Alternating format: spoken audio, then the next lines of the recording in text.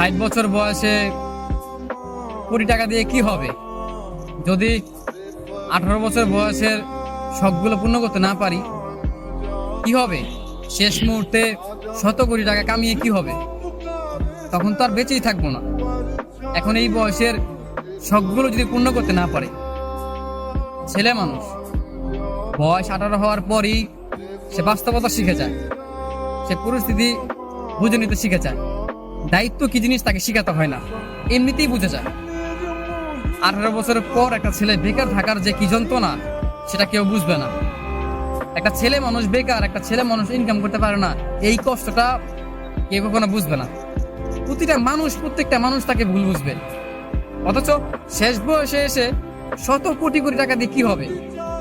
আমার এই 18 বছর বয়সের যে স্বপ্নগুলো, যেই শখ আহ্লাদগুলো, আমি তো সেইগুলোই পূর্ণ করতে পারলাম না। জীবন তো 18 বছরে এসেই থেমে গেছে। মনে হয় না যে সামনে ভালো কিছু হবে, তারপর নতুন করে স্বপ্ন দেখি যে জীবনে ভালো কিছু করব। অথচ 18 বছরটা পার হতেই এখন মনে হচ্ছে যে জীবনটা এখানে থেমে গেলেই ভালো হয়, আর সহ্য হয় না। এত কষ্ট, এত যন্ত্রণা, এত চোখের সামনে বারবার ভেঙে পড়া, এগুলো সহ্য হয় না। একটা ছেলে জানে, বিশ্বাস করেন ভাই, একটা ছেলে জানে যে কষ্টগুলো মানে দেখে। বয়স 18 হয়ে গেছে, তার ইনকাম নাই, তার স্বপ্ন পূরণ নাই, তার শখ আল্লাহ সব মিশে যায়, মানে সব ভেঙে যায়, চুরমার হয়ে যায়। এখানে তার কত কিছু হয়। আর একটা 18 বছর পর একটা ছেলে মানুষ, বিশেষ করে তার সবচেয়ে শখের যে জিনিসটা হয় সেটা কি জানেন ভাই? সেটা হচ্ছে একটা মেয়ে মানুষ। হ্যাঁ, টাকা পয়সা হিসেবে পরে আসে, কিন্তু একটা মেয়ে মানুষের প্রেমে সে পড়ে। একটা ছেলের বয়স যখন 18 বছর পার হয় না, তখন সে একটা মেয়ের প্রেমে পড়ে। এখন 60 বছর বয়সে গিয়ে ভালোবাসা থাকবে, কিন্তু সেই বয়সটাকে থাকবে আর থাকবে না।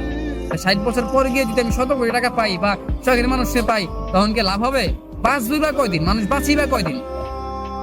কেন যে জিনিসটা চায় সেই জিনিসটা পায় না, কেন ভাই? বিশ্বাস করেন, এই যে এখন দিনগুলো যে খারাপ দিতেছে, এখন যে সময়টা খারাপ দিতেছে, এখন যে টাকার অভাবে পরিস্থিতির শিকার হচ্ছি, বাস্তবতা শিখতেছি, এই জিনিসগুলোর, এই স্বপ্নগুলো পূরণ হবে 60 বছর বয়সে বা জীবনের শেষ সময়ে, তখন আমার কি লাভ হবে?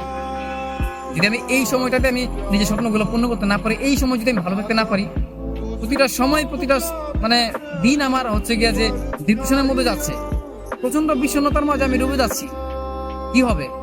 কি হবে আমার সেই দিনের ভালো দিনগুলো দেখে? যদি আমি এখন থেকেই নিজেকে ভালো না রাখতে পারি, যদি এখনই আমার ভীষণ মন খারাপ থাকে, মানে মনে হচ্ছে জীবনটা 18 বছরে থেমে গেলেই ভালো।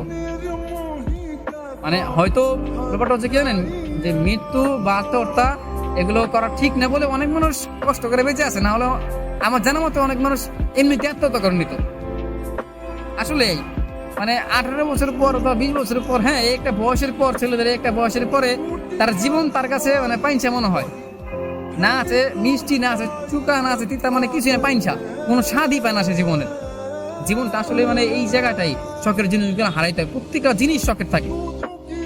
মেয়ে মানুষ তো 18 বছর পর হলে বিয়ে হয়ে যায়, মানে তার একটা সংসার হয়ে যায়, তার একটা জীবন, নতুন একটা জীবন হয়। কিন্তু একটা ছেলে মানুষের তো এটা হয় না।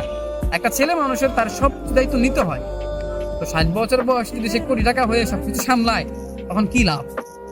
যদি সে যৌবনকালে যদি সে এই সময়টাই তার স্বপ্নগুলো, তার শখ আহ্লাদগুলো পূর্ণ করতে না পারে, কোনো লাভ নেই।